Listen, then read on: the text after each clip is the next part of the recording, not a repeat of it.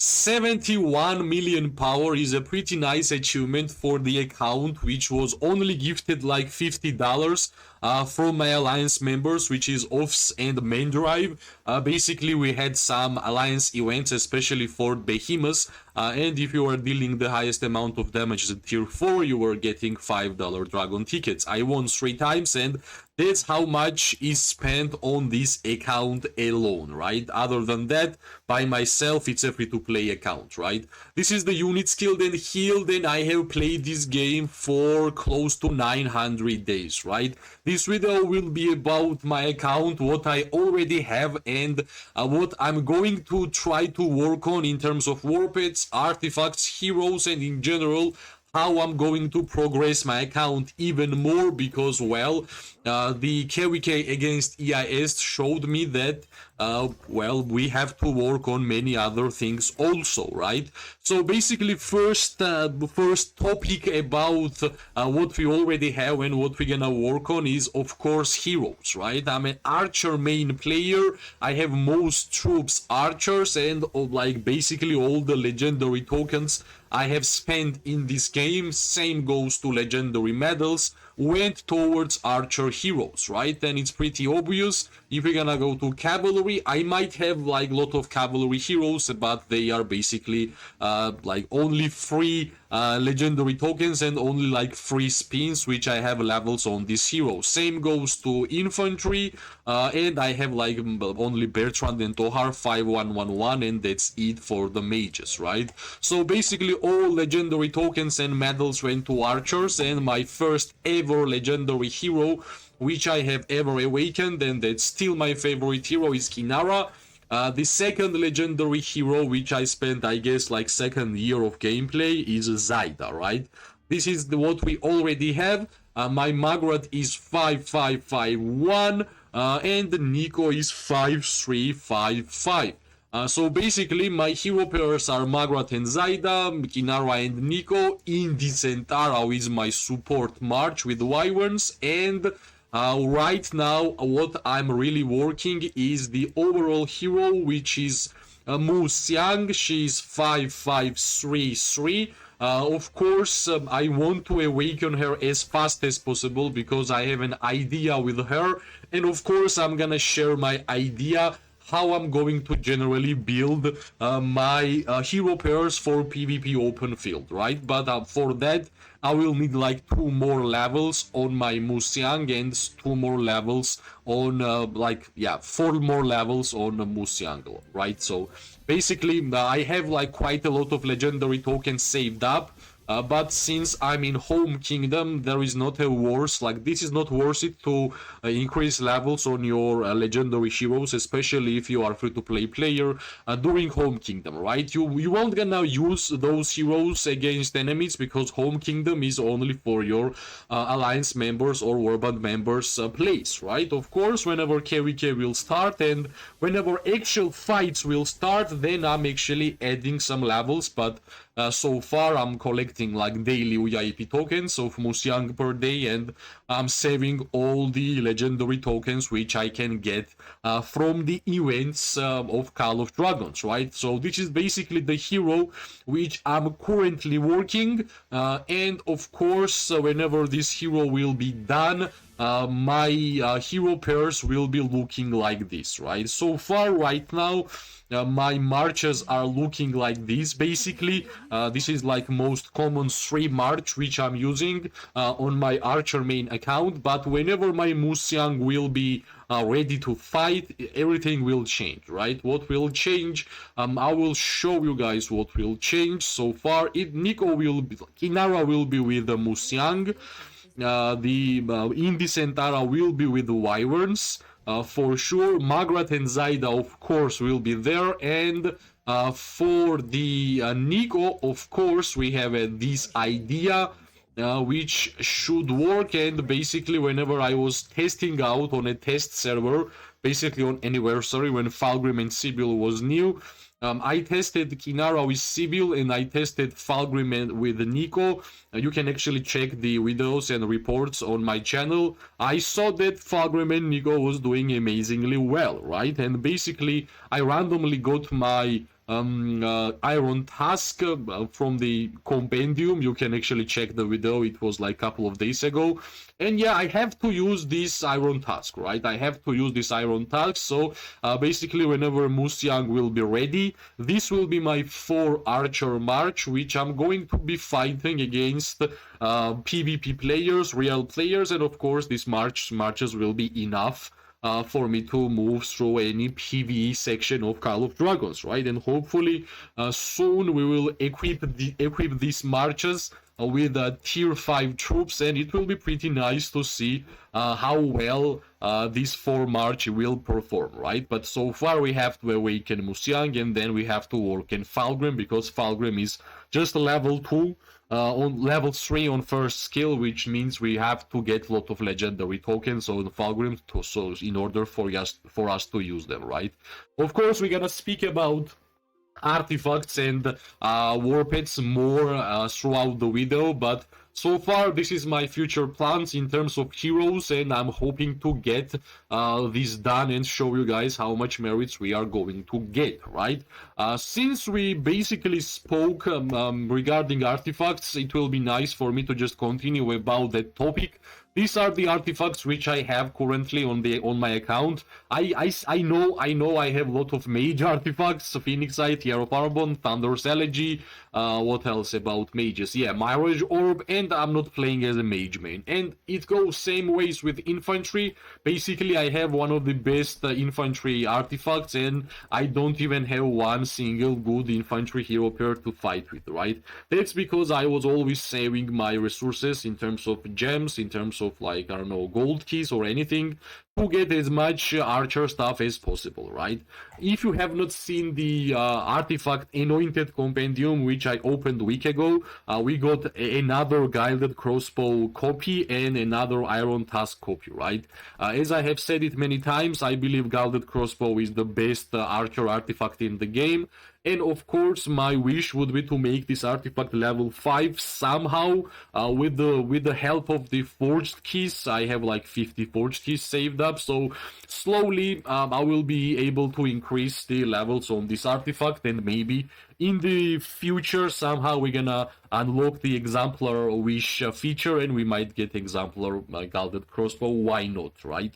The artifact, choosing one artifact and working on it, it's so hard and so random for me, basically, that I won't gonna choose another one to work. I will have only one focus in terms of artifacts, and that should be it, right? Of course, unfortunately, I have a level 1 rattle spear. There is no chance I will try to work on this one because it's pretty old artifact, but really useful, as I said.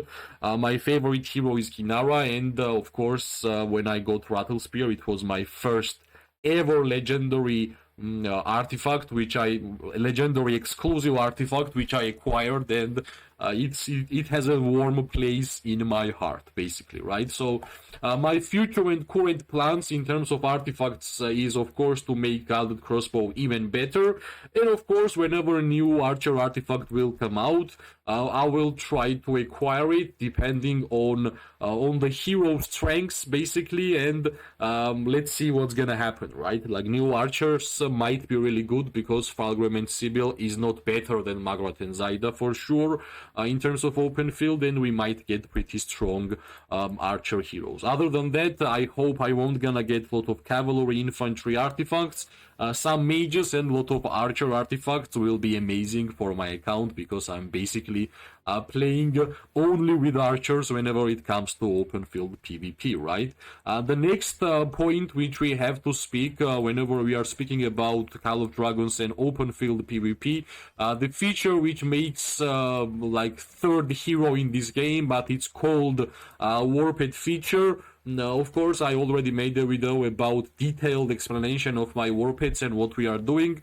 Here, I'm gonna share what we already got, as always, which is we got Snowy Croc, which was like, I was working on Kinara to awaken, and I was working on Snowy Croc at the same time, so I spent like 1 year of awakening Kinara and 1 year of making concentration 3-star, right? So yeah, of course, I'm gonna make Bloodroar 2-star here, and I will exchange Fatal Bite with Chain Strike, Advanced Chain Strike, for more healing, because I rate healing a lot in Call of Dragons, right? The next warped, which I just finished like 2 weeks ago, or even less, like 1 week ago, was Shadow Manticore, because I knew that we already know that Magma Tensida is OP, and the best warped in terms of damage and in terms of basically anything is Shadow Manticore. And finally, we have Barbarism 3-star. Of course, luck should be S tier, but I basically spend more than 3k regeneration potions throughout my gameplay to make Shadow Manticore good, and this is my first time when I have 8 slots and these nice stats. Agility is nice, strength is like kinda nice too, and yeah, that's why I built this warped when I had these stats, right? So Barbarism 3-star, Advanced Barbarism 3-star from the crystals, and I got Advanced Chain Strike, of course, because I will mention again, I'm rating healing a lot, right? And Tooth of the Claw is the skill which I might get to 3-star depending on merit store and how often we're gonna see Tooth of the Claw there, right? The next thing which I'm working in terms of warpeds is of course Barbed Manticore. We got amazing luck here. 3, 4, 5 is a lot, like almost max. And that's why I won't gonna try to regenerate the Barbed Manticore, because yeah, this amount of luck and the 7 skill slots will be enough for me to start working on it. And of course the agility is also really important, because I always use Chain Strike synergy, not only because of Advanced Chain Strike, but also for some normal attacks. But for the Barbed Manticore, it's important to have Defense Break. Nico will have Defense Break with my Falgrim, and whenever you are applying Defense Break with Puncture already deals quite a lot of damage, right, by itself. So a main way for Barbed Manticore to deal damage will be through Defense Break synergy and Puncture, and of course through normal attacks, and of course Chain Strike, Advanced Chain Strike will give us some more healing, and that healing will help us to basically stay alive longer around the battlefield to like proc puncture as much as possible, right? This is my 3 warpeds which I'm currently using. Well, not 3, I'm using Shadow Manticore and Snow Peak Rogue, and Sand Lizard is here for my support march for my Indecent Tara. Let's not forget about Sand Lizard, and yeah, it's my only job for this Sand Lizard is basically to heal, right? Until my Shadow Manticore was ready, I was using my Sand Lizard on my Magma Tensida, which was pretty nice, not bad, right? Not bad. So basically that's currently what we have on my account, and of course we already spoke about some future plans regarding heroes and artifacts, and also future plans about my warpeds, right? The next thing which I want to speak about is pretty interesting, because in this game, in the past, it was almost impossible for players to actually acquire legendary skins, right? Legendary skins, which was not only amazing looking, well, at least some of them, but also not only by looks, they were giving amazing stats, right? Not only by like HP, attack, and all the stats, also in terms of percentages, legendary ones is giving 10%, and epic ones is giving 5%, right? So basically, you can see throughout my gameplay, I have only missed like 2 epic ones, which is Arctic Citadel and fourth Flame thing, but yeah, you can see it was impossible for me to get legendary city skins, and it was pretty normal. I wasn't even trying to get it, right? So basically, one of my biggest future plans will be to try to get legendary city skin, and because of that, I have been saving up as much speed ups as humanly possible. I think these speed ups and resources have been saved up almost or more than 1 year, which is really important. I was only using some research speed ups because I wanted to do weekly quests, which is important to get the battle pass items and rewards. Other than that, like general speed ups and training speed ups, I did not touch more than 1 year, I'm pretty sure, right? So this is the speed ups which I have saved.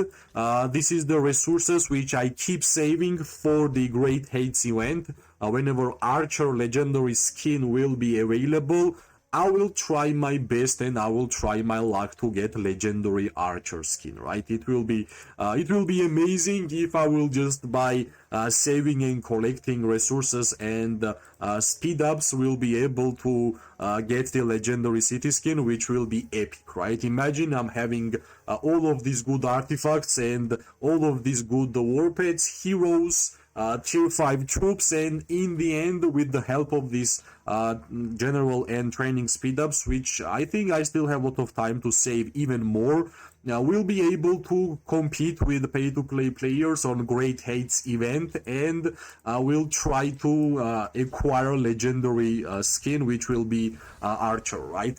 I have only one question towards even myself. Next legendary city skin will be mage one, and after that it's archer, right? By the new system of the legendary skins in the game, you can actually acquire currency, which is called seals. Like, I guess you need to have 11 or 12 seals to get legendary city skin. I might go for some points, so whenever mage skin will be here, I will get like 6 seals, and whenever archer legendary great hates will be available, I will just get another 6 seals, and that's how I will unlock legendary archer skin. And I'm thinking to do that because I will unlock tier 5 archers even sooner rather than later. If I will choose to go all in on archer great hates, I will unlock tier 5 in 3 months. If not, I will unlock tier 5 in like couple of weeks, right? So that's the big question which I'm asking to you guys and to myself. Help me to decide, because it's important decision to make, which will be nice to do even faster, right? And one more thing which I always want to mention with my account is my troop count for this account. Yeah, that's why I have mentioned I'm archer main. My main idea about Call of Dragons is to play with archers. So far it's like that. That's why we have 1.2 million wyverns, and I can say we have 3.2 million archer troops on this account, which is my biggest treasury, right? I don't care about resources, I don't care about heroes, artifacts. This is the biggest thing which helps me to enjoy my account, because it takes a lot of time to kill all these archers at the same war. Even if my hospital is full, I have enough troops to continue fighting for a long time, and that's basically the beauty of Call of Dragons, right? So yeah, we spoke about all the features, all the artifacts, heroes we had on this account, and basically all the plans we have in the future for this archer account in Call of Dragons. Hopefully it was fun and you guys enjoyed. You can see my 1 year of savings of resources and speed ups might give me some good rewards, right? As always, if you like the video, press like, subscribe, share. It always gives me more and more motivation to make more content for this game. I wish everybody an amazing day, morning and night. We are going to see each other really, really soon. Bye bye and good luck.